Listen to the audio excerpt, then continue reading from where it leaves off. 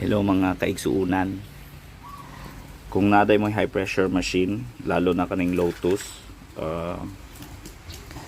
sa na-observe na ako, ang unang mubigay sa iya kaning iyang kuandryo, kaning iyang lock. So careful mo ana. Tapos and unsa man yung kuan. Ug ang sunod ana kanina po diyang cutout switch.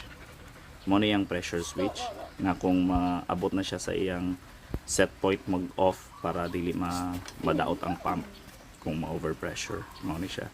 So karon kay guba naman siya, wala siya nagana. So ako na siyang jumper. Okay? I-jumper na ako siya. Dili man usually naka-connect. Okay?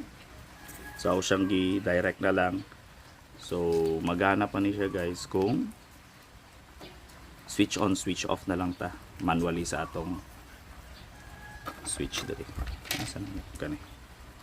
Okay, inana lang para sa inyong information later on kung naamoy special na inaanay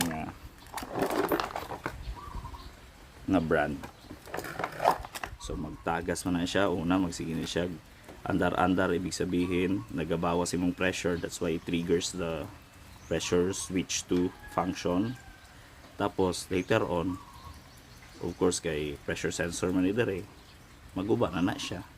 So pag naguba na, di na mo andar kay tungod kay wala naman niya ginahatagan og way nga maka send siya og kuan mag-close ang iyang circuit. That's why the motor cannot start. So ibig sabihin i-condemn na lang nimo ni siya putlon unya imo siyang i-direct. So karon kung magamit ka ani on and off na lang, wala na siya automatic off, automatic start. Okay, inana lang.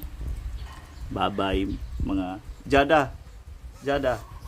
Bye bye.